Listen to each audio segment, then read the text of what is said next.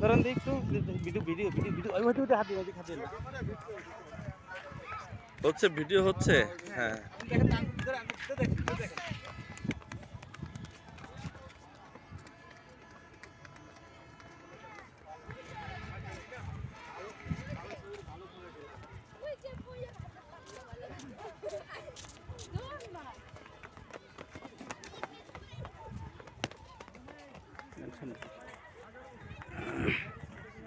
আমরা এখন সাভার জাতীয় স্মৃতিসৌধে পৌঁছে গেছি। এখানে আমরা 20 মিনিট অপেক্ষা করব, এরপরে চলে যাব ধামরাই।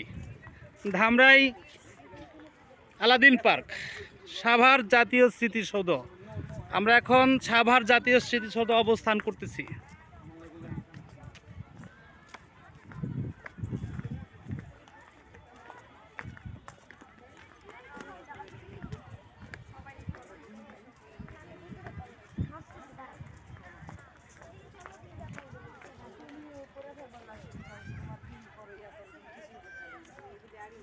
আমাদের শিক্ষা সফরের সকল ছাত্রছাত্রী অভিভাবক সাভার স্মৃতিসৌধ চলে এসেছে।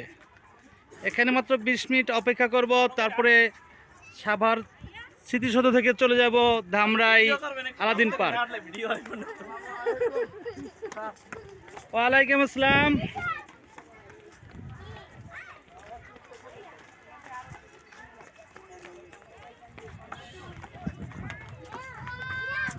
সবাই হাত তোলো, হাত তোলো, হাত তোলো, হাত তোলো সবাই।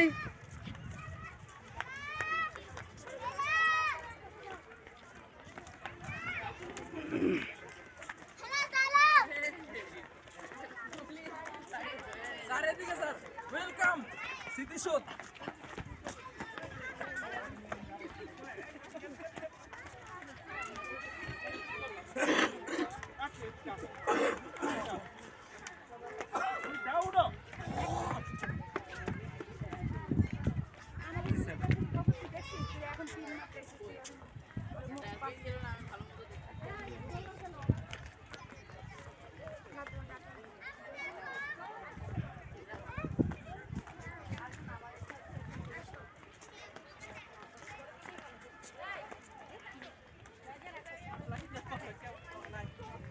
হাত তোলো, হাত তোলো, হাত তোলো, হাত তোলো। হ্যাঁ,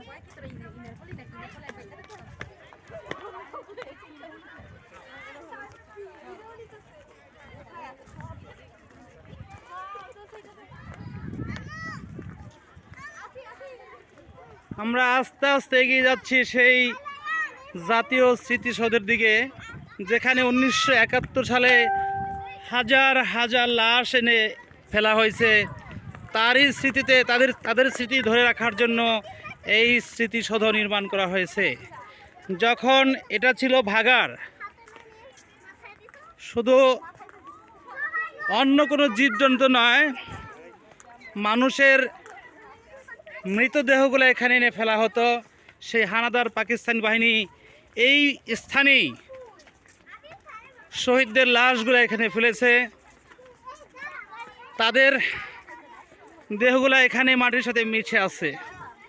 আমরা তাদের রুহের মাগফিরাত কামনা করব।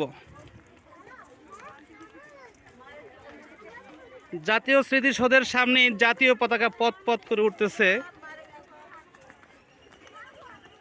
মূলত ছাত্রছাত্রীদের সেই 71-এর স্মৃতি স্মরণ করে দেওয়ার জন্যই আমরা এখানে নিয়ে এসেছি।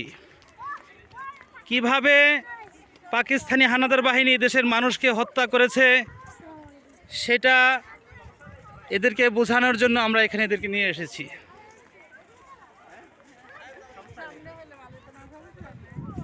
আগে মানুষের নয়, কোনো পশু মারা গেলে ভাগাড়ে ফেলা হতো, কিন্তু সেই পাকিস্তানি হানাদার বাহিনী মানুষকে পাখির মতো গুলি করে তাদের লাশগুলোকে এখানে ফেলেছে। তাদেরই স্মৃতি রক্ষার জন্য বাংলাদেশ সরকার এখানে এই স্মৃতি স্তম্ভ তৈরি করেছে। আমরা তাদের জন্য দোয়া করব, আল্লাহ যেন তাদেরকে বেহেশত নসিব করে, তাদেরকে যেন জান্নাতবাসী করে।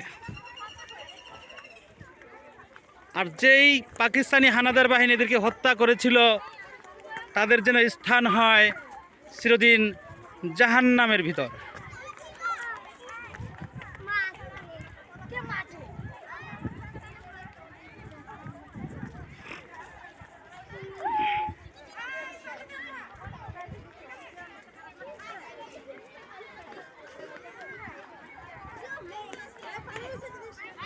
আমাদের ছাত্রছাত্রীরা এখানে এসে অনেক আনন্দ পাচ্ছে, কিন্তু ওরা যদি জানতো যে এই স্মৃতিসৌধ কেন নির্মাণ করা হয়েছে, কি উদ্দেশ্যে এই স্মৃতিসৌধ নির্মাণ করা হয়েছে, তাহলে ওদের বুকটা কষ্টে ফেটে যেত।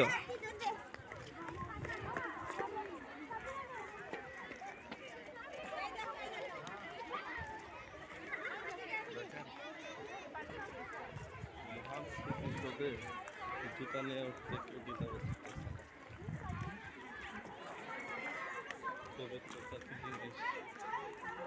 এই স্মৃতিসৌধরা এদেশের বাঙালি বীর সন্তানদের স্মৃতিকে ধরে রাখার জন্য এটা নির্মাণ করা হয়েছে।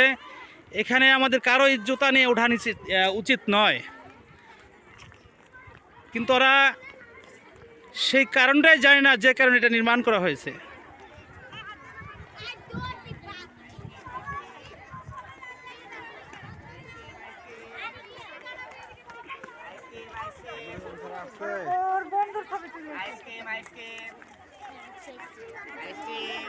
আমরা দেখতে পাচ্ছি ফাগুনে আগুন লেগেছে শিমুল পলাশের গায়ে।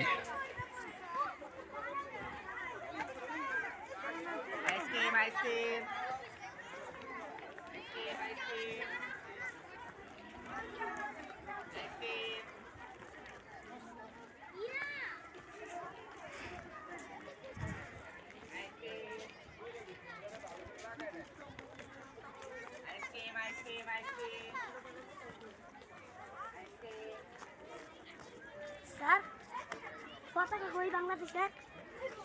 বাংলাদেশের পতাকা তুমি পিছন দিকে তাকাও, ওই যে ক্যামেরার সামনে তাকে দেখে উঠতেছে।